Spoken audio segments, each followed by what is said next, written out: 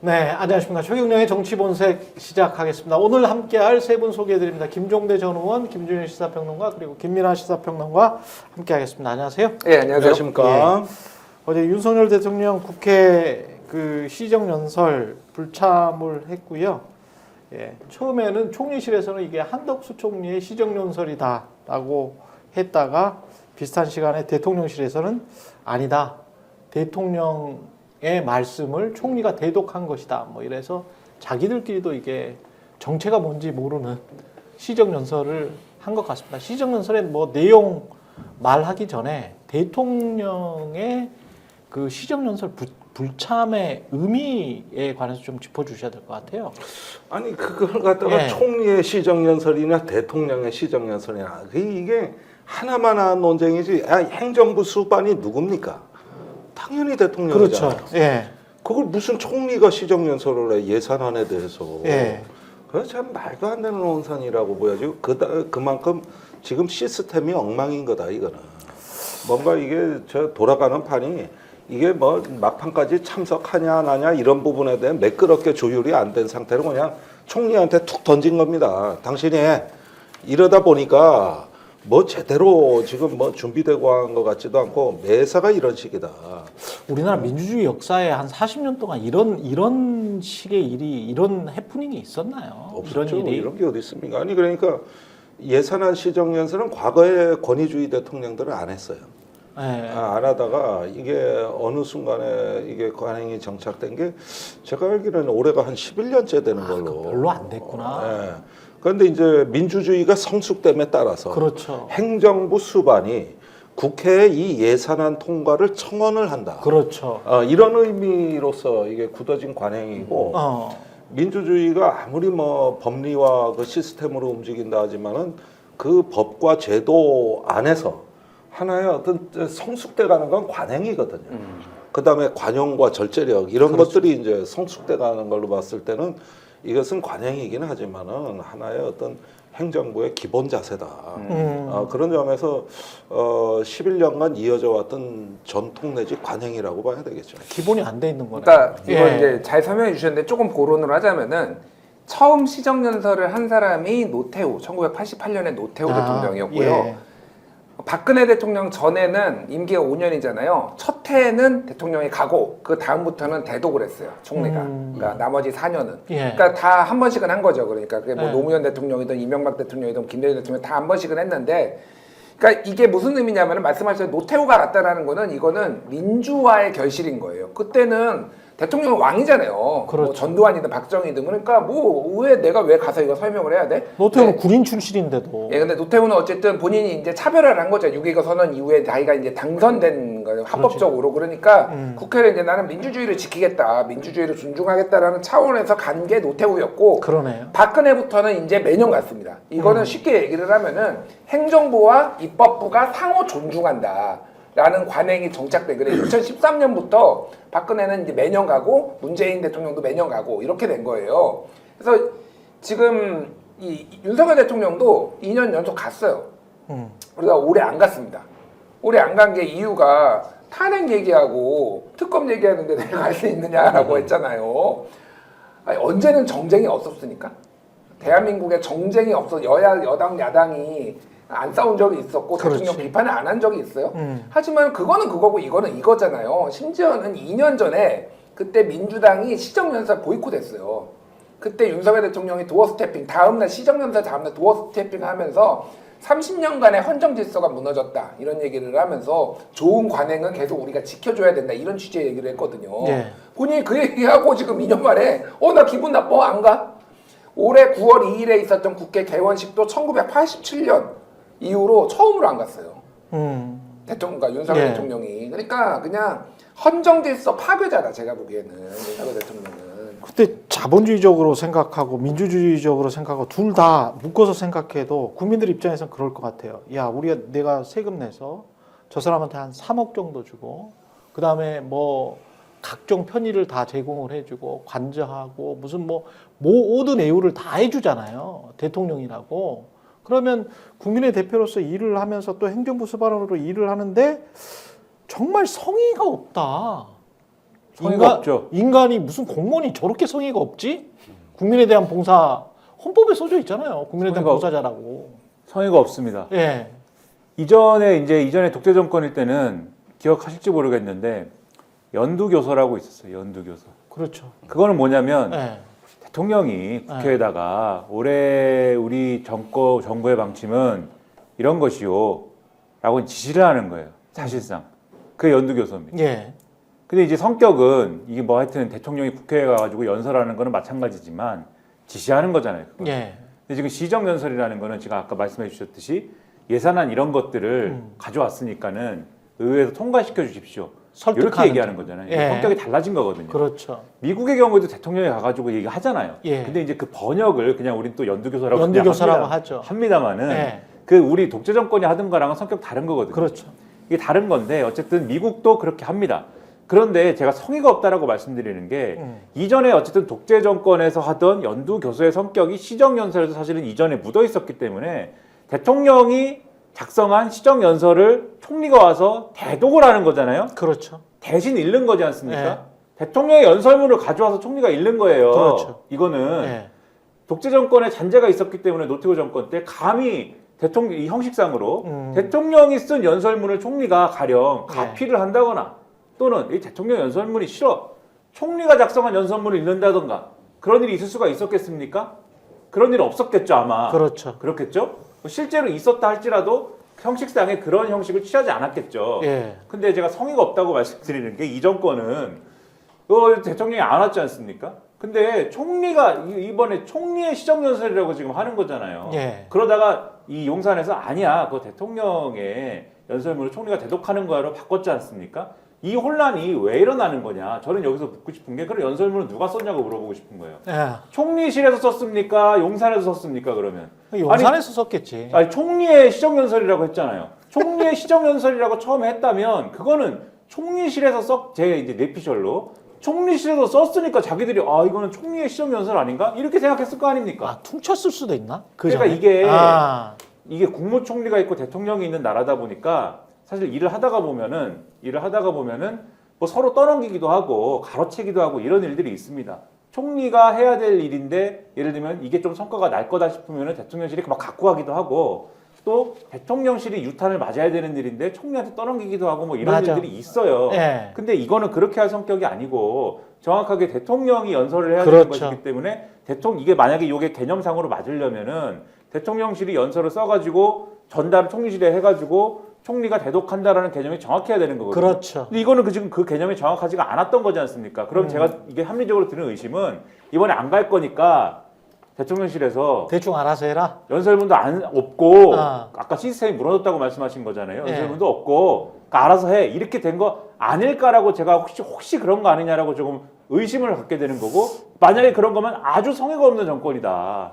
근데 대통령실에서 썼건 뭐 어디에서 썼건 간에 내용도 이게 좀 모욕감을 느끼는 게 정부 출범 이후 하루도 마음 편한 날이 없었다라고 시작을 하는데 이게 본인들이 또는 윤석열 씨가 대통령의 연설을 대독했다라고 하니까 윤석열 씨가 마음 편한 날이 2년 반 동안 하루도 없었다라는 거잖아요. 그러면 국민들이나 국회 앞에서 투정하는 건지 본인이 너무 힘들다는 걸 알아봐 달라는 건지 마음 편할 날이 없었던 건 국민들이고 주권자들인데 이렇게 시작하는 거나 그 다음에 현상 파악이 경제는 위기를 극복하고 새로운 도약의 단계에 들어섰대. 경제가 위기를 극복하고 새로운 도약의 단계에 들어섰다는 거예요. 성장률이 지금 뭐 수출도 잘 되고 물가도 잡았고 뭐 온통 그런 얘기죠. 온통 그런 얘기인데 KBS 1TV야. 박장범이야. 그래서 사장이 되나? 참 뭐 여전히 현실 인식이 달나라 수준이다. 그런데 심해요. 지금 역성장으로 가고 있다는 게 온통 모든 언론에 지금 저 위기 경보 같이 그렇죠. 내려져 있고 네. 뭐 수출 내수는 뭐 11분기째 하락이라 그랬고 예.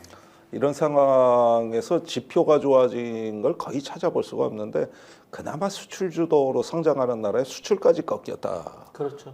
지금 이 상황이거든요. 그러니까 여기에서 그런데도 마음 또 편친한 날이 없었다는 거는 국제 여건이 안 좋았단 그러면서 뭐 전쟁이 일어나고 공급망이 뭐 저기 불안정하고 이런 얘기예요. 고금리에 고물가가 전 세계적으로 이렇게 확산이 되고 남탓, 뭐 이런 외부 얘기예요. 탓. 예. 그렇죠. 그 문재인 얘기예요. 탓 아니면 국제 경제 탓 뭐 이런 아니 그러면은 집권하지 말아야지. 그러니까 예, 이렇게 남 탓만 할 5년 동안 주체적으로 할 수 있는 일이 그러면 아무것도 없다라는 이야기잖아. 그리고 하는 이야기 중에 또 황당했던 게 징벌적 과세 완화를 통한 부동산 시장 개선이야.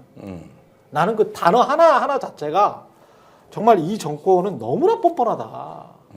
징벌적 과세를 지금 누구한테 하고 있는데 누가 지금 아니 30억 40억 되는 사람들의 부동산세가 얼마나 많이 낮춰졌는데 아직도 징벌적 과세 완화를 또 한다는 이야기야?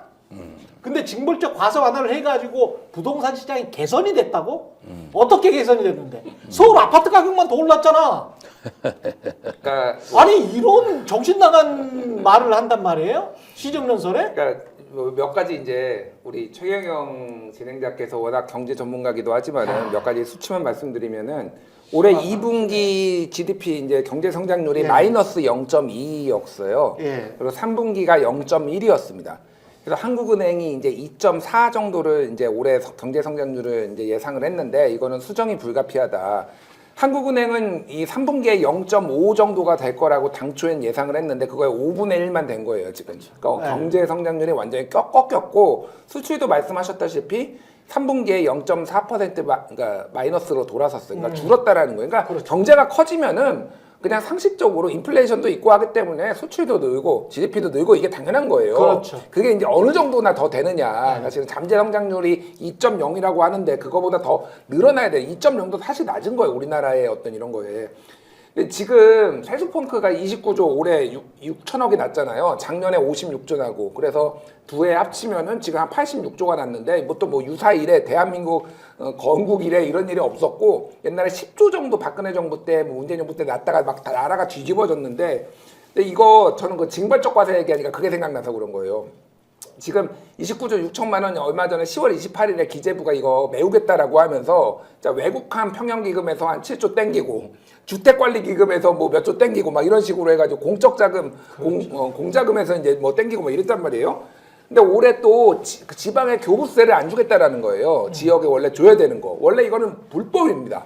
왜냐면 작년에 국회가 의결을 했잖아요. 그러면 무조건 줘야 되는 거예요. 근데 안 주겠다라는 거 또 안 근데 그걸 또 안 줘가지고 지금 권한쟁의 심판 지금 헌재 들어가 있거든요. 지자체하고 지금 중앙정부랑. 그런데 기재부에서 뭐라고 했냐면은 올해 또 안 주니까 뭐 어떤 얘기를 했냐면은 과태료랑 벌금을 많이 걷어서 너희 세수를 많이 채우렴 이렇게 기재부 진짜 얘기했어 이렇게. 아니 근데 진짜로 저도 요새 운전할 때 굉장히 조심하는데 야 벌금이나 과태료 굉장히 많이 그 눈을 부라리고 있는 것 같아요. 장난 아니에요 지금. 네, 그냥 운전 조심하십시오 진짜. 그 여기다 네. 첨언을 좀 하자면은 네. 이 사태가 그러니까 이 정부가 그러니까는 세수를 과대추계해가지고 그러니까 상저하고가 될 것이다. 그래가지고 과대추계해가지고 그게 안 맞으니까 지금 기금 끌어다가 기금 그렇죠. 지금 쌈짓돈처럼 끌어다가 지금 그거 메꾸고 있는 거잖아요. 펑크난 거. 긴급이라는 거는 결국 미래 세대의 자금이거든요. 근데 이 정부가 탄생할 때부터 지금까지 맨날 미래 세대 이야기했거든요. 청년들 미래 세대를 위해서 어떻게 하고 그런데 그 미래의 세대가 쓸 기금들을 당겨서 쓰고 있어. 그러니까 지금 계속. 외평기금부터 시작해가지고 다 그 기금들이 할 일이 있는 건데 예. 걔들이 다 할 일이 있는 기금인데 그 쌈짓돈처럼 다 그냥 꺼내가지고 그냥 규정에 의하면은 정부가 어쨌든 할 수 있는 권한이 있다라는 걸 근거로 해가지고 다 지금 그걸로 막고 있는 것이고 그러면 이제 애초에 근본적인 질문 야 그러면 이게 성장률이 왜 이렇게 되냐 분명히 상저하고라고 그랬는데 경제를 잘못 조정한 거 아니냐 그리고 이렇게 될 때까지 뭐 했냐 무조건 저기 뭡니까 이 재정 안전성 이것만 갖고 얘기를 하다가 지금 예를 들면 빚이라도 내가지고 뭔가를 마중물을 붓고 경제를 돌려야 할 때 이상한 거에 집착하느라고 돈 안 쓰는 거에만 집착하느라고 이렇게 된 거 아니냐 막 그랬더니 뭐라고 그랬냐면은 아까 잠재 성장률 얘기하셨잖아요. 그래서 잠재 성장률보다는 잠재 성장률을 기준으로 했을 때는 지금 양호한 거예요. 이렇게 대답을 하잖아요. 근데 네. 얼마나 더 황당한 얘기입니까? 체력적으로 너 지금 많이 힘들지 않아? 이렇게 얘기했더니 체력이 많이 떨어졌지 않아? 그런데 기초 체력은 튼튼해. 이렇게 얘기해. 기초 체력은 그거는 열심히 운동을 해가지고 기초 체력을 늘리는 개념이고 내가 지금 너 오늘 좀 체력이 안 좋지 않아? 너 이러다가 좀 건강을 해질 것 같아. 그랬더니 난 기초 체력은 튼튼해. 이게 맞는 질문과 대답입니까? 그러니까 지금 경제 문외한들을 대상으로 사기치고 있는 거예요. 이거는 이런 식으로 이 국정 운영을 하면서 시정 연설에서는 자기들이 한 얘기를 다 자화자찬 개념으로 갖다 붙이는 이런 게 말이 되겠습니까? 또 하나만 짧게 더 말씀드리면은 예. 다른 거는 기금이 미래 세대를 위해서 쌓아놓은 거잖아요. 그렇죠. 주택관리기금은 이거는 건드리면 안 돼요. 왜냐면은 위탁해서 가지고 있는 거예요. 이거는 그러니까 이거는 국민들 돈이에요. 그렇죠. 예, 이거는 정부가 적립을 한 게 아니라 국민들이 청약통장을 부어가지고 한 건데 이거를 지금 청약통장 돈 부은 거를 지금 건드렸다라는 거예요. 이거는 대한민국 건국 이래 처음 있는 일이고요. 일단은 자 그러면은 더 황당한 게 뭐냐면은 올해 9월달에 이 월 납부금 청약저축 월 납부금을 10만 원에서 25만 원까지 늘리겠다 이런 발표를 했어요. 그러니까 사람들이 그러면은 이제 앞으로 청약에 많은 혜택이 돌아가겠구나. 요즘은 이제 청약 하나 많아. 청약통장만 해지하고 그러잖아요. 웬만한 물건 안 나온다. 그러니까 정부가 뭔가 공급을 많이 늘리려나 보네. 근데 이제 10월 달에 되니까 청약통장 기금에서 빼간 거야. 그러니까 이게 지금 이거 지금 10만 원에서 25만 원으로 늘려놓고 지금 돈 더 빼가려고 지금 얘들이 이런 거 아니야? 지금 이런 상황까지 온 거예요. 그러니까 이게 역대 대한민국 진짜 헌정사상에 있지도 않았던 일들이 지금 이 정권에서 계속 벌어지고 있습니다. 지금. 이러다 담배값 10,000원 되는 거 아니야? 아니 담배값이랄지 담배인상공사랄지 뭐 이쪽은 이제 기획재정부가 주식을 다 가지고 있기 때문에 그거 해가지고 그걸로 이제 세수 빵끈한 거를 1, 2조씩 뭐 떼우겠다 이렇게 나갈 수도 있는 거고. 그러니까 기획재정부가 가지고 있는 중소기업은행이랄지 그다음에 담배임상공사 KTNG가 하는 역할이나 이런 것들도 이런 정부에서는 잘 봐야 되는 게 이것저것 해가지고 오히려 중소기업들 대출금리랄지 이런 것들을 지금 제대로 해주고 있나 깎아주고 있나 아니면은 오히려 다른 은행보다 더 높여서 받고 있나 이런 것들도 사실은 우리들 민생하고 직접적으로 연관이 되는 거거든요. 담배값뿐만이 아니고. 그러니까 그런 것들도 좀 봐야 돼요. 그리고 이제 부가세 같은 경우도 지금 다른 세금을 다 깎아줬다 보니까 부가세 같은 경우는 모든 사업자들의 매출액에 다 때리는 거잖아요. 그건 대기업이든 중소기업이든 자기들이 판 만큼 그냥 다 때려버리는 거지 않습니까?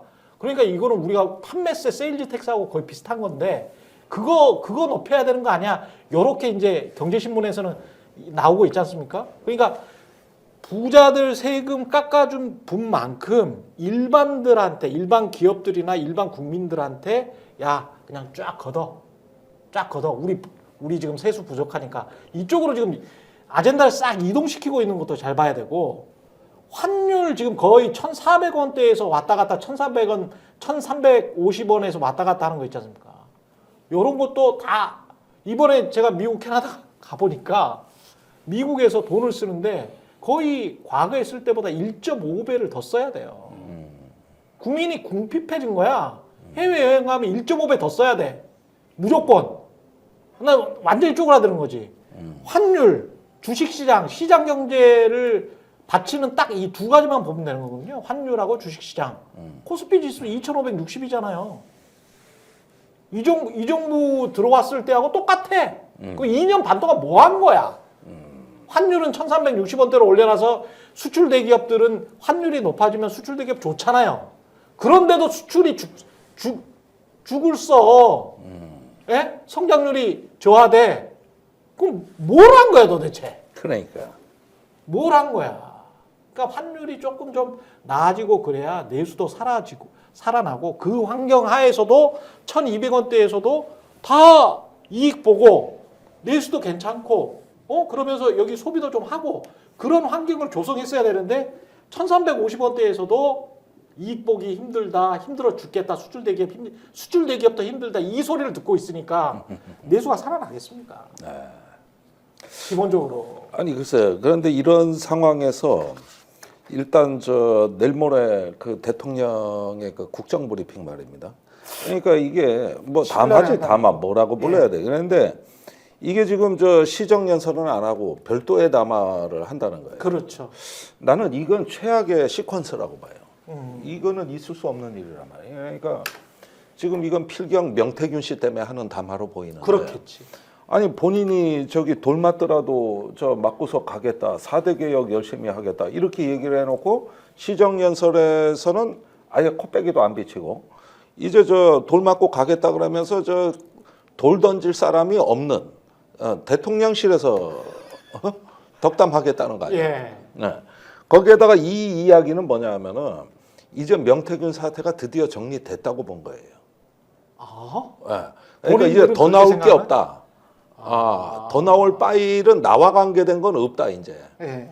이런 판단이 쓴 거고 이제 본격적으로 정리 단계로 들어가겠다고 방향이 쓴 거 아니냐 이거예요. 그럴 수도 있겠다. 그 명태균 씨가 뭐 민주당에 저기 뭐냐 육성 파일이 이제 없다는 거 다 알고 있다는 식으로 페북 글을 올렸고, 예. 그다음에 창원지검이 이제 뭐 압수수색 할 거 다 했다는 거 아닙니까? 그 천암 때까지 저 명태균 천암지까지 더 이상 또 안 하겠다는 의지의 표명을 한 것일 그것도 수도 있죠. 있겠죠. 그러니까 이제부터는 정리 국면으로 싹 들어가겠다 할 때 이 담화가 나온다 이거지. 그러니까 제가 그러네. 보기에는 국정쇄신안이 나올 수가 없는 거예요 이번 담화에서. 그러네. 왜냐? 다 이거는 여태까지 그냥 불필요한 어떤 소모전이고 정쟁에 불과한 거야. 아무도 법 어긴 사람은 없어. 그리고 이제 다 곧 정리돼. 이렇게 본 거지. 그러니까 이게 가능해져. 황당하네. 우리 이 시간하고는 전혀 다르네요. 그러니까 낮에까지만 해도 예. 그러니까 일과 시간을 마치기 전까지만 해도 대통령이 뭐 어제 한동훈 대표가 여러 가지 얘기했지 않습니까? 대통령이 직접 사과해야 되고 그다음에 김건희 여사는 활동을 중지해야 되고 대통령실에 인적 쇄신이 있어야 되고 그다음에 대규모 어쨌든 개각을 해야 되고 특별감찰관을 수용하셔야 되고 뭐 여러 가지 얘기 특검만 쏙 빼고 막 이렇게 얘기를 했는데 특검 얘기는 난 절대 안 할 거야 이렇게 얘기를 했는데 기자들이 물어봤어요. 특검 얘기는 왜 안 합니까? 근데 특검을 수용하지 않기 위해서 지금 이 얘기를 하는 겁니다. 이렇게 얘기를 했는데 어쨌든 여러 가지 얘기를 했는데 그러면 대통령이 반응이 있어야 되잖아요. 네. 낮에 일과 시간이 끝나기 전까지 대통령이 한 얘기가 회의 자리에서도 그랬다는 거예요. 아니, 우리는 정치 공세에 흔들리지 말고 우리는 이 정책 성과로 말해야 된다. 그러니까 원래 하던 대로 가고 그 다음에 이 임기의 이 전환점을 맞기 때문에 그것과 관련된 무슨 대국민 담화, 기자회견, 뭐 타운홀 미팅, 뭐 여러 가지 국민과의 대화, 여러 가지 옵션을 고려하는데 이달 내에 한다. 그건 뭐냐? 이재명 대표의 선고가 나온 다음에 한다. 이 선고까지 보고한다. 이 방침이 명확했는데 집에 가고 나서 일과 시간이 끝나고 나서 집에 가고 난 이후인 10시에 갑자기 나 그러면 7일 날 대국민 담화랑 기자회견을 할래. 이렇게 얘기를 하는 거예요, 대통령이. 그래가지고 저는 합리적 의심이 처음에는 집에 가기 전에는 절대로 나는 안 해라고 하던 것을 집에 간 다음에는 갑자기 해야지라고 생각했으면 집에 있는 분이 뭐 하자고 그랬나? 이렇게 생각을 했는데 이렇게 생각을 하는 게 좀 자연스럽지 않습니까? 예, 지금 상황으로는 자연스러워. 그런데 예. 그렇게 생각을 많이들 할 거를 예상을 했는지 오늘 아침에 추경호 원내대표가 여러분 잘 들으십시오. 보통 이런 얘기를 하면은 혼나고 큰일 나는 수도 있는데 추경호 원내대표가 여러분 잘 들어보십시오. 제가 어젯밤에 윤석열 대통령을 찾아갔습니다. 찾아가가지고 윤석열 대통령을 설득을 했습니다. 제가 반드시 이거는 하셔야 됩니다. 이게 중요한 네. 대목입니다. 이렇게 예. 설득을 해서 제가 해냈습니다. 이렇게 얘기를 하는 거예요 지금. 지금 찾아갔는지 아니면 전화로 불렀는지 그거는 기자들과의 백백 브리핑을 보면 찾아간 것 아닌 것 같다라는 게 이제 기자들의 계속되는 질문이고 아니다. 비서실과 이야기를 했다가 내가 온 김에 이제 찾아갔다 뭐 이런 이야기인데 불러서 여하튼 불러서 왜 추경호만 불렀으며 이번에도 또 한동훈은 제낀 거 아니에요? 그러면 왜 추경호만 불러서 뭘 다짐을 받은 건지 또는 뭘 합의까지는 아니겠지 뭘 지시를 한 건지 그게 참 궁금하네. 그러니까. 예, 이거 아까 지금 말씀하시는 대로 생각을 해보면 11월 7일 날에 내가 다마 뭐 이거 이런 식으로 넘어가면 될 것 같고 본인이 봤을 때는 이제 명태균은 이제 다 끝났고 나한테 뭐 약속해 준 것도 있고 뭐 이런 본인들만이 아는 윤석열과 김건희만이 아는 뭔가가 있을 거고 그리고 추경호 앞에서는 다 정리됐으니까 이런 식으로 앞으로 운영하면 되고 너희들이 이제 책임져 줘야 될 거는 역시 원내대표니까 108석으로서 그것만 확실히 지켜라. 특검이랄지 이런 것만 지키면 그냥 쭉 간다. 너도 3년 더 해야지. 아니 근데 예. 오늘 보도를 보면은 이런 대통령의 이런 마음, 대통령의 마음이 변화할 거야라는 기류가 일과 중에 있었으면은 없지. 참모들이 알았을 거 아닙니까? 대충 그렇죠. 같이 일하는 사람들이 예. 일을 뭐 하시는지는 모르겠으나 어쨌든 같이 뭐 있었던 사람들이 알 거 아니에요. 근데 오늘 보수 언론 보도 쭉 보면은 몰라요 아무도. 이 사람들이 참모들이 아무도 모릅니다.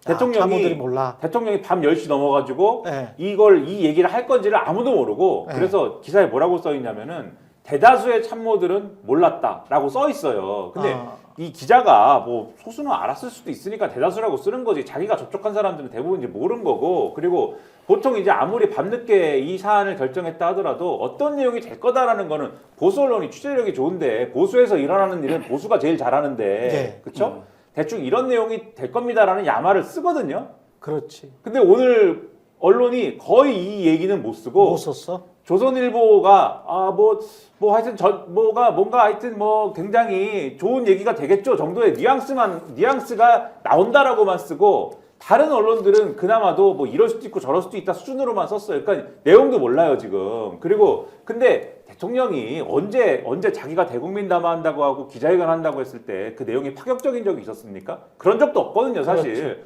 다른 의미로 파격적이었죠. 가령 지난 4월 달에 총선 와중에 총선을 앞두고 우리 저 의대 정원 가지고 이대로 가면은 당이 망가집니다. 그 국민의힘이 총선 폭망합니다. 그래서 2,000명을 허물어 주세요라고 난리가 났을 때 대통령이 그때 알았어. 그럼 내가 한마디 할게. 그래갖고 그 기자회견을 자청하잖아요. 50분간 얘기하지 않습니까? 예. 2,000명을 드디어 허무는구나 기대를 갖고 봤는데 뭐가 나왔어요? 50여 분간 내가 뭘 잘못했어. 나는 가는 거야.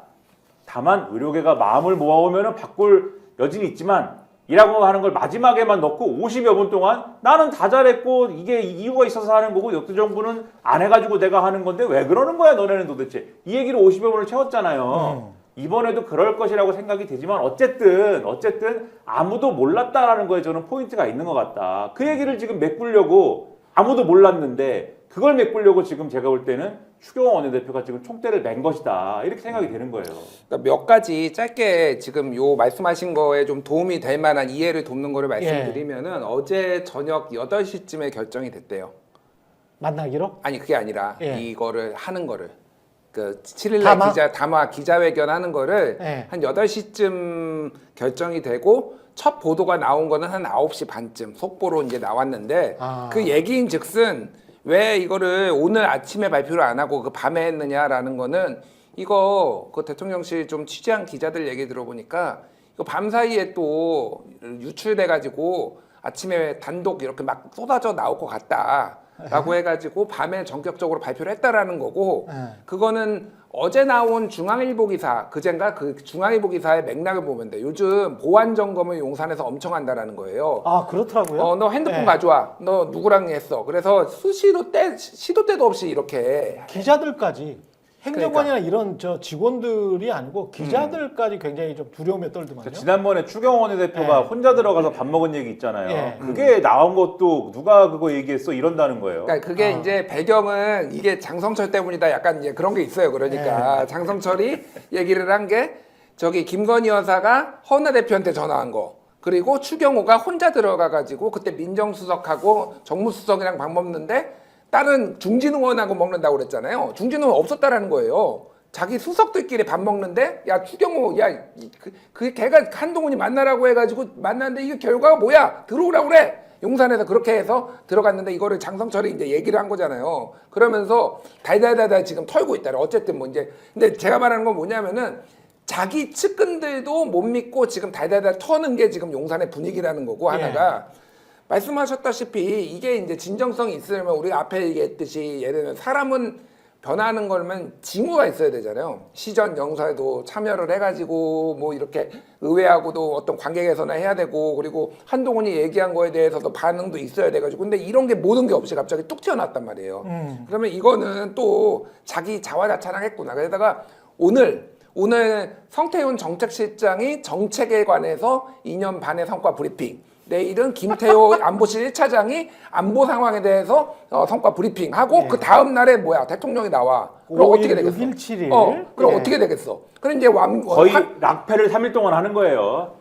그러니까 활용 정점을 찍겠다라는 거. 우리가 얼마나 이렇게 잘했는지 치겠구만. 그 명태균이 얘기는 하겠지. 예. 뭐 가슴 아프게 생각한다. 뭐 이런 정도가 나오겠다. 일본 총리가 맨날 얘기하듯이 이 정도가 예. 이제 나오고 대충 하지만 법적인 문제는 없다. 나는 사대 개혁하겠다. 이제 이렇게 가는 거예요. 그러니까 지금 이 그림이. 조금만 여기서 또 제가 이어서 조금 네. 말씀을 드리자면은 지금 대통령이 자기 참모들을 못 믿잖아요. 정진석 비서실장이고 누구도 아무도 못 믿지 않습니까? 그런데 이 사안을 내가 이 기자회견과 대국민 담화를 할까 말까를 누군가하고는 논의를 하지 않았겠습니까? 어떤 사람하고는 논의를 했잖아요. 그럼 그 사람들은 믿는 거지 않습니까? 믿는 참모와 못 믿는 참모가 있는 거잖아요, 지금. 그러네. 믿는 참모는 어떤 참모들이겠어요?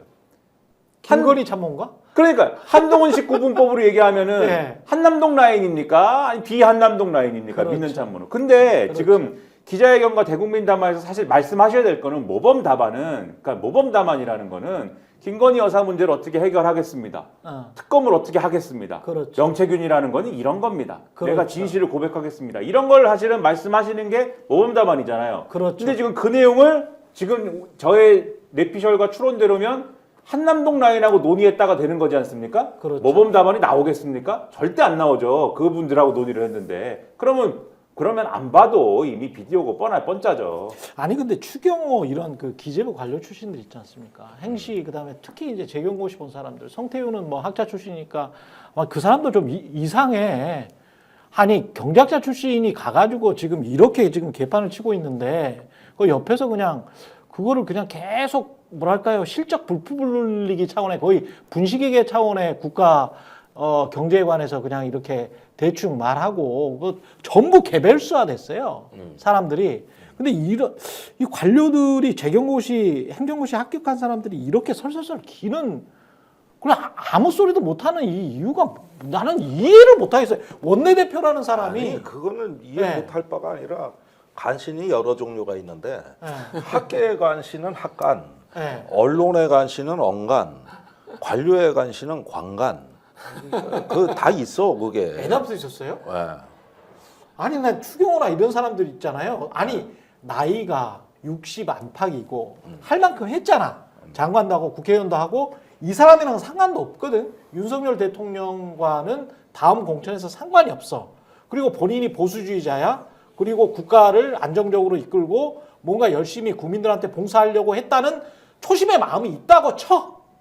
그렇다면 그 모든 것을 감안을 하면 내가 이제까지 본 고위직 공무원들의 본인들이 주장하는 어떤 공무원으로서의 봉사 정신이 있다라고 생각을 하면 추경호 아니 서울대 안 나왔나 이 사람? 하여간 좋은 대학교 나왔을 거 아니에요. 좋은 대학교 나와서 뭔가 국민들한테 이바지를 한다고 하면 지금 상황에서 야 당신 너 불러가지고 한 밤 10시에 이런저런 이야기를 하면 아니 그거는 아닌 것 같은데 이런 측면도 있지 않습니까? 라고 왜 한마디도 못하라는 거지. 이런 고시 출신들은. 뭐 난 이해가 안 되는 게. 첫 번째 뭐 했을 수도 있고 했을 네. 수도 있는데 안 먹히니까는 지레 포기했을 수도 있고. 그럼 나와서 기자들한테라도 이야기를 해. 그렇죠. 둘째로 요거 일은 이제 제일 이제 희망의 시나리오인 것 네. 같고 둘째로 사실 옛날에 친이 친박했던 분들 네. 다 지금 이 윤석열 정권에서 다 잘 삽니다. 친이 친박했던 분들 다 양심 있는 사람들처럼 행사하면서 다 잘 살고 있습니다. 시간 지나면 오늘 잘 살면 시간 좀 지나면 국민들이 과거의 일은 좀 잊어주시고 왜냐하면 추경호 원내대표가 그렇게 유명한 사람도 아니고 기억에 잘 남는 사람도 아니잖아요. 근데 유명하게 돼버렸어. 근데 그러니까, 오늘은 유명해도 나중에 되면 또 몰라요 그건. 그러니까 그런 것 같아요. 그거는 그러니까. 한동훈도 마찬가지야. 이준석도 마찬가지. 그러니까 그런 것 같아요. 그러니까 사실은 권력자들이 네. 어떤 사람을 좋아하냐라고 하면 예스맨들을 좋아하잖아요. 네. 자, 이거 예를 들면은 한동훈이 만에 하나 네. 다음에 대통령이 된다고 해. 그럼 추경호를 중용 안 할까?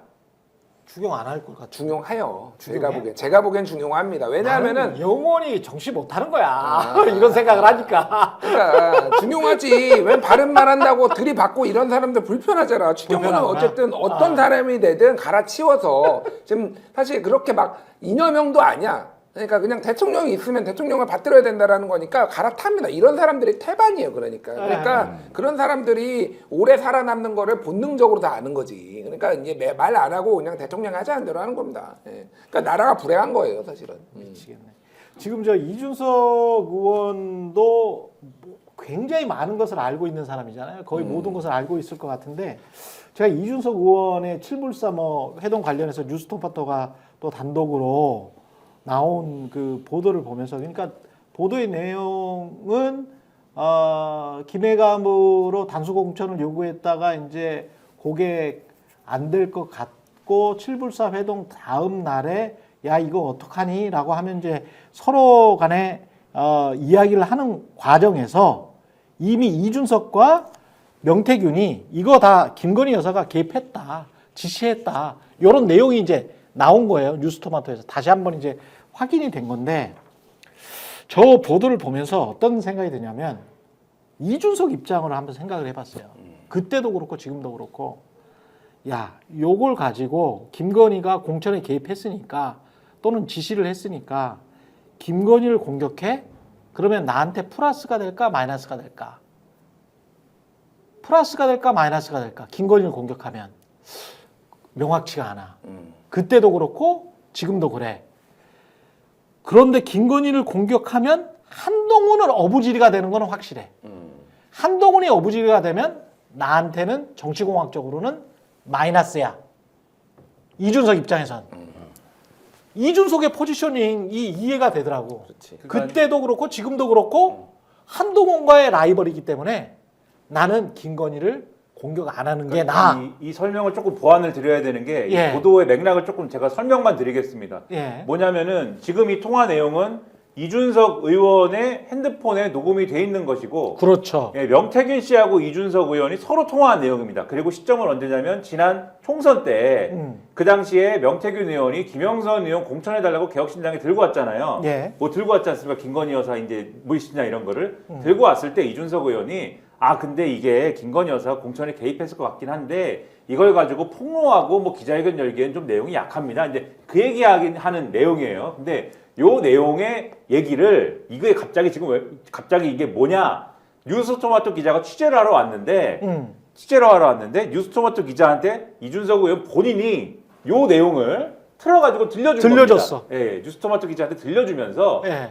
요거 봐라. 이게 뭐냐면 그 당시에 왜 들려줬냐면 봐라. 내가 그때 뭘 지금 와서 말을 바꾼 게 아니라 그때도 나는 요 내용을 보면 알겠지만 왁구가 여기 보면 왁구가 약하다라고 얘기를 하잖아요. 그렇죠. 이게 완결성이 없다든가 이게 하여튼 내용이 빈약하다고 생각을 했다라고 이 기자한테 설명을 하는 겁니다. 근데 그러면서 뭐라고 그러냐면은 그런데 김건희 여사가 공천 개입을 했을 거라고 믿는데 근데 그 당시에 실제로 김영선 의원이 공천이 안 되지 않았느냐? 그럼 왜 안 됐느냐라면은 한동훈 비대위원장 때문에 안 된 거 아니냐 그 당시에. 그렇죠. 그러면 이걸 당시에 폭로를 해봐야. 그러니까 지금 저 녹음에서의 배경 설명을 하는 거예요 이준석 의원 기자한테. 예. 그래서 저 내용대로 폭로를 해봐야 한동훈이 막았다라고 얘기가 되면은 그럼 상대적으로 한동훈 위상이 강화가 되지 않겠느냐라는 취지의 얘기를 이 뉴스토마토 기자한테 했다라고 그렇죠. 뉴스토마토는 보도를 했다. 네, 이렇게 정리를 합니다. 근데 이거는 지금 녹취가 있기 때문에 아주 명확하게 사실로 드러난 것이고 공천 개입이 이준석이 판단했을 때 이거를 언론에 뿌리고 공격을 할 소재로서 약한지 강한지는 본인이 정치인으로서 판단이지만 제가 아쉽게 생각하는 거는 정치인으로서 윤리적인 측면 있지 않습니까? 아니 아무런 권한이 없는 김건희 씨가 공천에 이렇게 약하든 강하든 개입을 했어. 그러면 정치인으로서 야 김건희 씨의 공천 개입, 정치 개입은 잘못된 겁니다. 그거는 개혁신당의 기조와도 맞지 않습니다. 이렇게 나와야 되는 게 아니라는 거지. 이게 정도인데 자꾸 이준석 씨는 이 사건이 발생했을 때부터 딴 이야기를 해. 그게 아니 뭐저 대목이 아니라도 네. 저 사람들은 다 김해권이에요.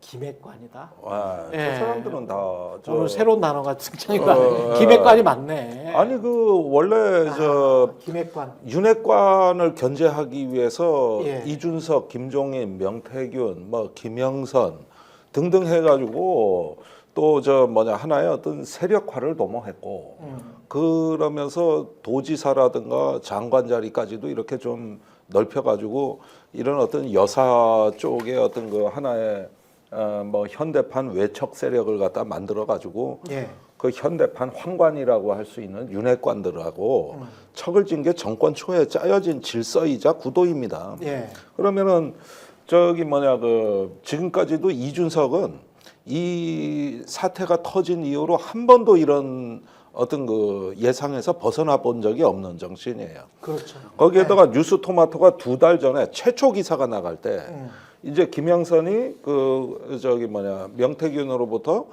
보궐선거에서 공천을 받아왔다.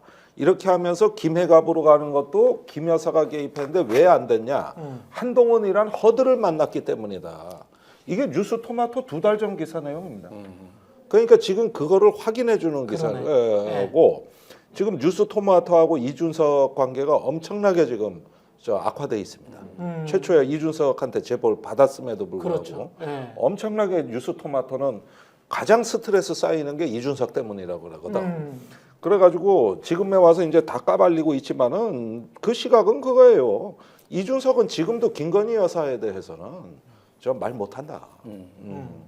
그 김핵관은 제가 만든 말인데 그럼 김핵관이지 뭐요? 적절한데요? 그게. 적절한데 김핵관에 그럼 들어가는 사람이 이준석, 명태균도 들어가겠죠. 아니 명태균도 들어가는데 네. 이게 뭐냐면은 사실 우리가 다양하게 그 보면 이종호도 들어갈 수 있어. 아니 뭐 이종호 뭐 그런데 거긴 경제계 여긴 정치계. 아 그렇죠. 예. 그래가지고 이제 다 조작 세력이 하나는 여론조사 조작, 하나는 주가 조작. 아 그러네. 수법도 비슷해. 조작이라는 또 그다음에 공통점인데. 모든 거는 김 여사에게로 수렴이 돼. 이것도 비슷해. 그래서 큰 물줄기가 있으면 지류가 있는겨. 줄기가 있으면 가지가 있는 거라고. 그러니까 이 명태균은 여사를 앞세워 가지고 조금 세력을 확장하고자 한 게 지방선거 개입이고. 예. 그리고 그 다음에는 이준석 정부 만들겠다고 한 거예요. 그러니까. 그러니까 예. 이게 조금 설명하려면 너무 길어져서 제가 짧게 조금 하자면은 합종 연행이 있었다 이렇게 보는 게 저는 맞을 것 같아요. 합종 연행이 있었다. 왜냐하면은 자 보십시오. 예전에 김건희 여사 측이 네. 이준석한테 권성동을 제거해주겠다 이런 뭐 얘기를 했다라고 나왔잖아요. 그러니까 윤핵관하고 이준석하고 싸울 때 김건희도 윤핵관을 싫어했어. 그거는 여러 루트로 나오잖아요. 왜 명태균을 저렇게 의지했느냐라고 보면은 하나는 윤핵관들 지가 뭔데 지들이 그 국회의원 몇 번 했다고 무능한 것들이 다 자기 라인 사람 막 밀어넣으려고 하고 뭐 이러면서 약간 명태균에 이제 의지를 하고 배경이 없이 자기처럼 이렇게 자수성가한 약간 이런 거에 대한 저는 감정이입도 됐을 거라고 그렇겠지. 봐요. 그렇겠지. 그러니까 이렇게 하면서 예. 명태균은 또 김종인 편이었어 사실은. 그래서 예전에 명태균이 주장한 거 따르면은 윤석열 후보 때 김종인이 찾아가가지고 당신 2년만 대통령 해라. 그리고 개헌해가지고 다음에 다 징검다리가 되라 이렇게 하니까 윤석열이 입당하기 전인데 노발대발했다. 이거는 명태균의 주장이거든요. 예. 그러니까 명태균이 가장 따랐던 사람은 김종인이고 김종인은 이준석이잖아. 예. 이준석과 같은 편이잖아. 그렇죠. 그러니까 이게 필요에 따라서 지들끼리 이제 합종 연행을 한 거고. 예. 제가 보기에는 이준석이 머리를 너무 잔머리를 굴리다가 자기가 좀 함정에 빠진 것 같아요. 뭐냐면은 어쨌든 뉴스토마토 최초 보도는 이준석의 제보로 시작한 거고 이준석하고 천하람 제보로 시작한 거예요. 이 7불사 회동부터 해가지고 네. 그러니까 이 정권에 균열을 내고 싶었던 거야. 그래서 이거를 했는데 본인이 이제 알고 있는 거를 다 얘기를 안 하고 이러다 보니까 함정에 계속 빠진 게 된 거예요. 그러네. 예. 이거는 뭐냐면은 10월 3일 날 박형광 기자 뉴스토마토랑 통화를 한 거예요. 네. 그거를 가지고 지금 한 거거든요. 10월 3일이면은 사실 한참 굴러가던 때 이게 왜냐면 9월 셋째 주에 처음에 첫 보도가 나왔잖아요. A 의원, B 의원 해가지고 MC 해가지고 한참 어떻게 보면 제보자 성격도 있는데 본인은 이를테면은 이거를 가지고 더 설명을 해서 판을 키우려고 했는데 이게 보니까 지금 본인한테 불리하게 이제 되는 것 같고요. 사실은 이번 4월 달에 지방선거 같은 경우에는 그러니까 4월 달에 국회의원 선거 같은 경우에는 이준석이 들은 정보가 100% 확신하기 어려웠을 수도 있어요. 왜냐하면 개혁신당에 그렇죠. 있었겠으니까 내부의 정보가 아니라 주워 듣는 걸로 있을 수 있는데 사실 그게 아니라 2022년에 보궐선거 같은 그렇죠. 경우에는 본인이 당대표였잖아. 그렇죠. 그러니까 이게 공범이든지 바보든지 둘 중에 하나를 선택해야 되는 거야. 네. 알았는데도 얘기를 안 했으면 공범이고. 근데 몰랐다라고 주장을 하는 거잖아. 그러니까 이준석은 살기 위해서 지금 이제 바보 행세를 하기 시작하는 거예요. 그러니까 이렇게 이런 그림으로 보시면 될 것 같아요. 본인은 근데 여론을 이게 컨트롤할 수 여기서- 있었다고 생각했는데. 여기서 이제 뇌피셜을 한 스푼을 넣자면은 예. 이준석 의원은 사실 방어선이 지금 3개가 있는 겁니다. 그러니까 1차 방어선이 이제 명태균 씨 주장의 신뢰성인데 이 신뢰성을 가지고 신뢰성이 있다라고 하면서 이제 자기에게 유불리를 따져서 유리한 것들은 신뢰성이 있다, 불리한 거는 신뢰성이 없다 이렇게 증언하는 방식이에요. 이게 예를 들면은 안철수 의원이 예를 들면 명태균 씨 모른다라고 했을 때 왜 모른다고 하느냐 뭐 이런 거 있지 않습니까? 이렇게 조정하는 게 1차 방어선이고 그래서 명태균 씨 증언은 신뢰성이 있다라고 하는 부분을 챙기면서 예. 이준석 명태균 사이가 파국을 맞지 않도록 관리하는 게 1차 방어선이에요. 근데 2차 방어선이 있는데 1차 방어선이 뚫리면서 지금 이제 요게 2차 방어선인데 2차 방어선이 뭐냐면 공천 논란 어떻게 대응할까 요 부분이에요. 그래서 여기를 어떻게 대응하는 거냐면 지난 올해 총선의 문제는 올해 총선 같은 문제는 그 당시에 제보가 왔을 때 완결성이 없었다. 요거 가지고 이제 방어하는 것이고 그다음에 2022년의 경우에는 지금 말씀하신 것처럼 나는 몰랐다. 그 당사자들끼리 무슨 얘기 했는지 몰라도 나는 몰랐다. 요거 가지고 방어하는 건데 요것도 뚫리지 않습니까? 그렇죠. 요것도 뚫리는데 가장 이거 여기만큼은 방어해야 된다. 마지노선이 뭐냐면 본인 전당대회입니다.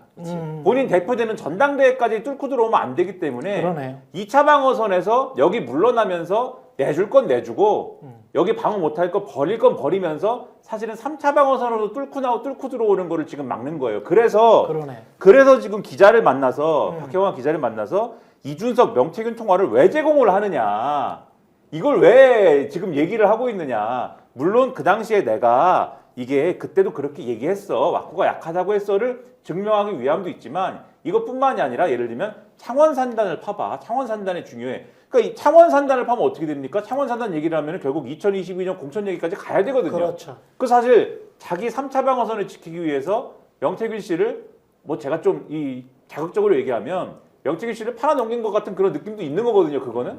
그래서 이게 요 방어선의 문제를 잘 보시면 이준석 의원의 아킬레스건이 어디로 가느냐 요거를 좀 추정할 수 있지 않을까 평론가로서는 이렇게 생각이 든다는 그러면서 거예요. 김건희, 윤석열과 가지고 왔던 어떤 미세한 어떤 그 끈 같은 거 있지 않습니까? 그래서 본인들이 요거는 끊으면 개혁신당으로서는 위험해라는 그 끈은 또 지키면서 그러면서 판은 바꾸면서 여론은 조성해 가면서 본인이 이제 대통령이 되는 어떤 길을 한 2, 3년 동안 만들어 보자라고 본인은 생각했을 수는 있습니다만은 실제로는 그런 국면으로는 가고 있지 않다. 아니 근데 예. 그렇게 방어선을 치면서도 네. 이게 참 묘한 게 뭐냐면은 우리가 방송이니까 지금 이준석 대표에 대해서 그 당대표 할 때 해명해라 이렇게 얘기할 수 있는데 지금 민주당은 그 말을 못 해요. 세 표 때문에 그래요. 사실은 저기 지금 8표만 확보하면은 특검 통과란 말이에요. 그러네. 이러다 보니까 레버리지가 있네 개혁신당도. 그리고 저기 개혁신당이 김건희 특검법에 찬성표를 던지겠다 그랬다. 그렇지. 그리고 다른 특검법도 있단 말이에요. 예. 이렇게 되니까 이게 계륵이 돼가지고 지금 그러네요. 이 세 표 문제 때문에 야권에서 이 문제 선명하게 선을 못 긋습니다. 화끈하게 한동훈하고 타협하는 건 어떨까요? 아니 그거는 아니 무슨 뭐 예. 아니 그런데 차도 살인도 하는데. 그거는 한동훈을 끌어낼 때 예. 어떤 면에서 징검다리를 개혁신당이 한단 모를까 지금까지 한동훈과 이준석 관계를 보면은 난 덕담 한마디 들은 기억이 없습니다. 엄청 지금까지 서로 쉽죠. 서로 네. 정 씹는 그런 기억이 없어요. 그리고 저기 자기가 쫓겨난 자리예요. 한동훈의 지금 자리는. 그렇겠다. 이런 데서 애증이 그렇겠어. 있다고 보고 예. 그런데 이준석 저기 의원이 지금 왜 이렇게 버티는 힘이 있느냐? 이거는 특검에서의 그 표의 구도 때문인 겁니다. 거기서 모든 힘이 나오는 거죠. 그러네. 그렇게 해가지고 방어막은 더 큰 방어막은 그거죠. 더 큰 방어선은 그렇게 하면은 민주당이 국민의힘 그때 공천 들춰보자 이 얘기 못 하고 있거든. 그냥 뭐 여사만 공격하지. 그러네요. 당 대표 시절에 그거 당무라든가 또 당 대표 뭐 어떻게 해서 이준석이 됐는지 이거 한번 저기 파헤쳐 보자. 그런 얘기하는 사람 없습니다. 정무적 판단이 들어가 그러니까 있네. 이거는- 없어요. 네. 이거는 잠깐만요. 저는 광고는 근데 해야 되니까. 광고하고 예, 광고하고. 왜냐면 얼마 시간이 안 남았어. 광고 잠깐 30초만 하겠습니다. 예. 아니 왜 아직도 3년간 같은 통신사 인터넷 계속 쓰고 계세요? 인터넷 가입 시 48만 원 무신 변경 시 추가 혜택이 주어집니다. 인터넷 비교원 통해 인터넷 가입하고 지인에게 홍보해주세요. 지금 맹고에 인터넷 비교원 검색 후 3초만에 감동 행복 비교해보세요. 네, 인터넷 가입 혜택 비교하느라 시간 낭비하고 계신 분들에게 3년마다 가입만 해도 현금 사은품을 주는 인터넷 비교원 소개합니다. 인터넷, 휴대폰, 그리고 가전제품 렌탈 할 수 있습니다. 비교원 통해서 가입할 때 최대 48만 원, 알뜰폰 또는 휴대폰을 통신사만 변경해도 최대 30만 원, 정수기 렌탈 최대 30만 원, 총 최대 108만 원까지 현금 갈 수 있습니다. 현금 원치 않는다. 삼성 55인치 TV로 선택 가능하고요. 인터넷 신규 가입 후 소개한 친구가 가입할 경우 무제한으로 신세계 상품권 4만 원을 드립니다. 그리고 가입할 때 스픽스 유튜브 보고 왔다. 고함량 비타민 B가 들어있는 웰세이브의 비타민 B 제품도 함께 드리고 있습니다. 지금 바로 1670-2571 네이버에서 인터넷 비교원 검색한 후 문의해 주시기 바랍니다. 그 한참 이야기를 하다가 제가 좀 궁금한 건 김영선 구속 거의 될 것 같은 지금 분위기 아니에요? 구속해야죠. 네. 명태균은 지금 어떻게 될 것 같아요? 명태균이 궁금해. 구속을 반드시 해야 되지 않겠습니까? 네. 아니 그거는 이제 진실을 알고자 하는 국민들 유권자 입장인데 정권 입장에서는 구속을 하면 안 되는 아니죠. 거 아니야? 아니죠. 제가 아닌가? 한 달 전부터 얘기했는데 네. 11월 중에 명태균 구속될 거다라고 구속된다? 얘기를 했어요. 왜 네. 그러냐면은 그러니까 이게 득실을 따져봐야 되는 상황이잖아요. 그렇죠, 그렇죠. 득실을 따져보는 거는 명태균이 협박을 하고 있는 거는 명확하고 네. SBS하고 인터뷰에는 내가 SOS를 친 거다. 이게 협박이 아니라 그러면서 그 카톡 뭐 문 공개하고 말 바꾸게 친오빠였다가 서결이 오빠였다가 막 말 바꾸고 막 이런 거 그렇단 말이에요. 그러니까 지금 용산에서도 판단을 해야 되는 상황인데 얘를 이제 가둬놓고 아예 변호인을 통해서만 메시지가 나가게 하는 게 맞네요. 왜냐면 언론하고 너무 많이 인터뷰를 하고 다녔잖아요. 그러니까 어차피 이 정도 상황까지 다 까였고 지금 요 대통령 육성까지 지금 나온 상황이면은 명태균이를 더 겁이 나가지고 얘를 이렇게 하는 것보다는 가둬놓고 오히려 가둬놓은 상태에서 딜을 들어가는 게 차라리 낫다라고 판단할 가능성이 높다라는 거예요. 네. 그러니까 예를 들면은 뭐 이게 뭐 실체 진실이 어찌됐든 이화영 구속해놓고 검찰이 계속 회유하고 압박하고 그랬다라는 거 아니야. 그러니까 이럴 가능성이 더 높다라는 거지. 그러니까 지금 상황에서는 게다가 지금 뭐 김재원 최고위원 뭐 이런 사람들이 뭐 MBC 라디오 나와가지고 지금 그 이창수를 탄핵할 게 이창수나 심우정을 탄핵할 게 아니라 창원지검 검사들을 탄핵해야 된다. 얘들이 지금 직무유기하고 있다. 뭐 이런 얘기 지금 하고 있거든요. 예. 그러니까 그게 친밀이잖아. 그러니까 김재원이. 예. 그러니까 기류가 그런 거예요. 이제는 구속이 멀지 않았어요. 제가 보기엔. 지금 너무 속도가 느리다고 지금 검찰이 압박받고 있고 여기에서 명태균이 계속 활개치게 되면은 특검의 명분이 더 세지는 거예요. 그러니까 일단은 가둬놓고 그러니까 순서를 지금 이렇게 밟아가고 있다라고 검찰은 주장하니 어쨌든 김영선까지 불렀으면 이제는 부를 사람은 명태균하고 김건희밖에 없어요. 윤석열하고 3명밖에 안 남았습니다. 이제 예. 조사할 사람. 그러면은 명태균하고 저는 영장 칠 거라고 봅니다. 명태균 씨 구속하면 이제 그 명태균 씨의 이제 방언 올리는 난 또 깔 거야 이거잖아요. 그 내가 구속되면 내가 못 가니까는 뭐 누구씩 다른 사람 시켜서 깔 거야 뭐 이거잖아요. 예. 근데 그러려면은 검찰이 구속시키기 전에 이제 뭐 무슨 뭐 아버지 묘소에 묻어놨다 뭐 여러 가지 헛소리 한 거 이걸 다 찾아내야 되지 않겠습니까? 그렇죠. 찾아내가지고 요거를 못 가게 해야 되는데 예. 지금 보도를 잘 보시면 사람한테 줬다. 그 다음에 그렇지. 천함한테 줬는데 그걸 또 USB에다가 뭐 어떻게 했다. 예. 이게 나오잖아요 보도가. 예. 예. 그러면은 제가 볼 때는 그리고 뭐 검사를 지금 뭐 2명을 더 보내서 보강을 하네 뭐. 그렇죠. 그리고 뭐 계좌 추적을 하네. 오늘은- 이제야. 오늘은 또 네. 한동훈 대표가 뭐 특별수사팀을 꾸려야 되네 뭐 이런 얘기 하지 않습니까? 예.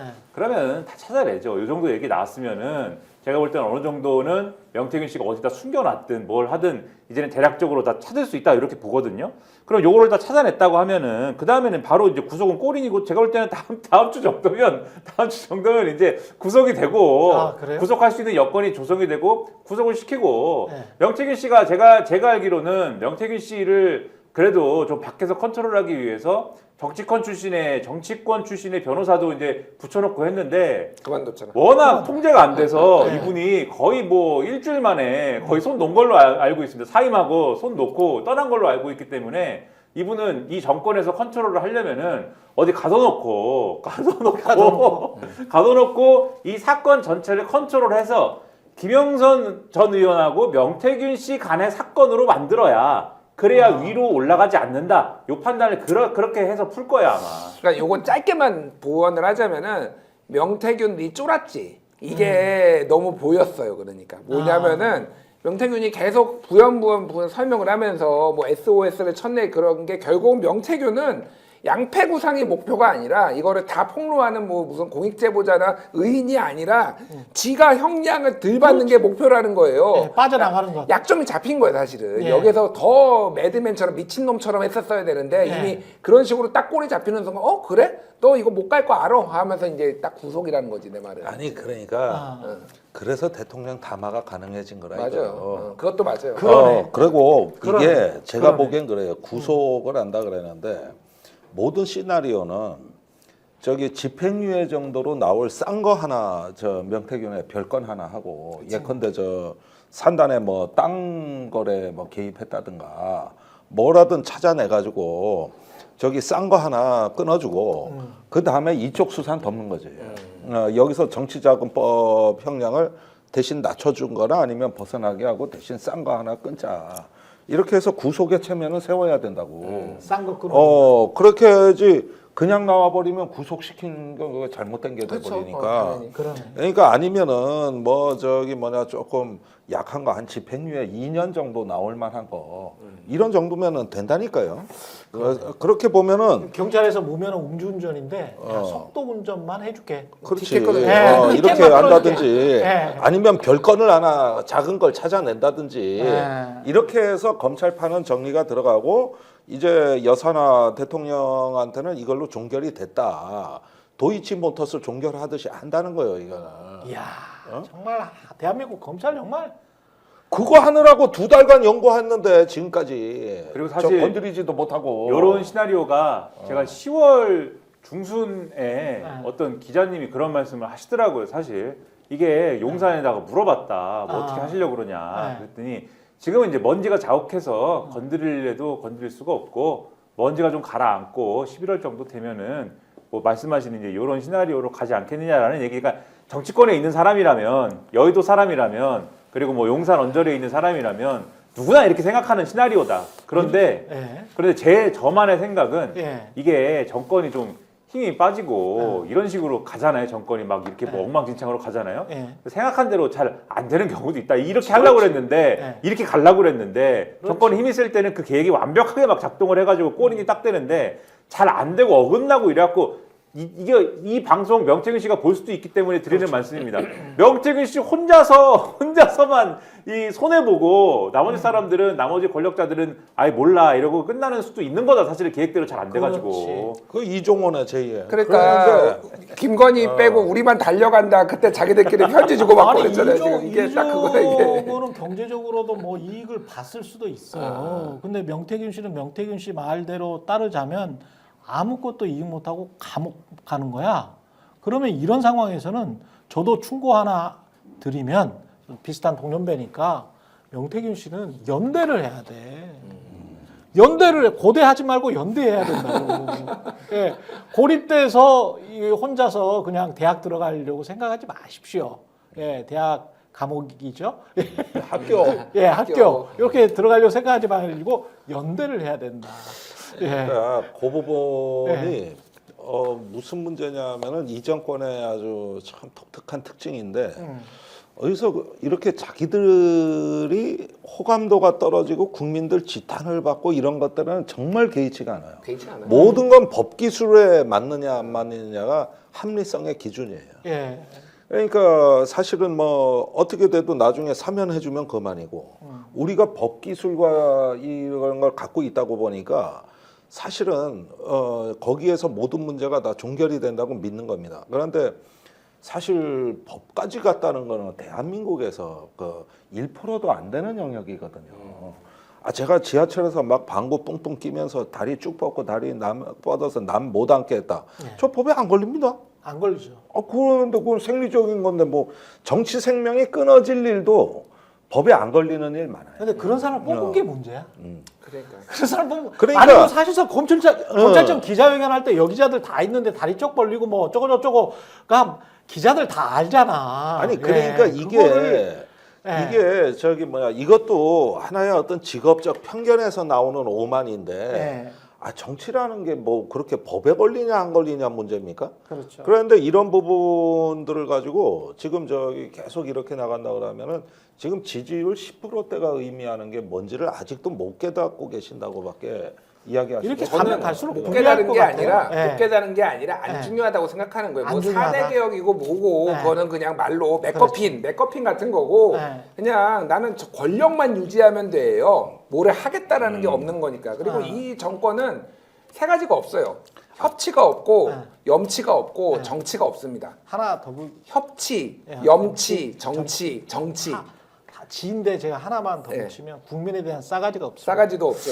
그러니까 이게 어차피 그냥 권력만 가지고 된다면 1%가 되더라도 절대 안 내려올 사람들이고 저는 이거 김민하 평론가가 얘기한 게 그거 생각이 들어요. 아까 먼지가 자욱하다고 했잖아요. 근데 이게 좀 가라앉게 생겼는데 사실은 그게 먼지가 아니라 유중기일 확률도 있다. 그래서 이게 뭐지? 일부러? 유중기. 아, 그러니까 일부러. 일부러가 아니라 사실 자기 모르는 거지. 이거를 그냥 뿌옇게 황사라고 생각해서 이게 좀 잘 안 보이네 하고 불을 딱 붙였다가 쾅 터진다. 폭발할 수도 있어요. 사실은 지금 제가 보기에는 주유소 옆에서 담배 피는 놈이야. 법기 숫자들처럼 지금 잔머리를 굴리고 있는데 그 정도 제가 뭐 임계점은 곧 넘어설 수도 있겠다. 그러니까 사람이 바뀌던지 사람을 바꾸던지. 사람은 절대 안 바뀌어. 그러니까 그러면 사람은 절대 안 바뀌어. 사람을 바꾸던지 둘 중에 하나 이제 국민들이 선택을 해야 되는 상황이 온 것 같아요. 사람을 바꿔야죠. 뭐. 여러 가지 논의가 되고 있으니까 계속 따라가 보겠습니다. 최경령의 정치본색, 김종대 전 의원, 김준일 시사평론가, 김민하 시사평론가 함께했습니다. 감사합니다. 네, 스픽스는 말하는 언론입니다. 대세는 유튜브, 그중에서 스픽스. 좋아요, 댓글, 구독, 알림 설정. 여러분이 저희를 사랑해 주시고 우리가 여러분을 사랑하는 4가지 방법입니다.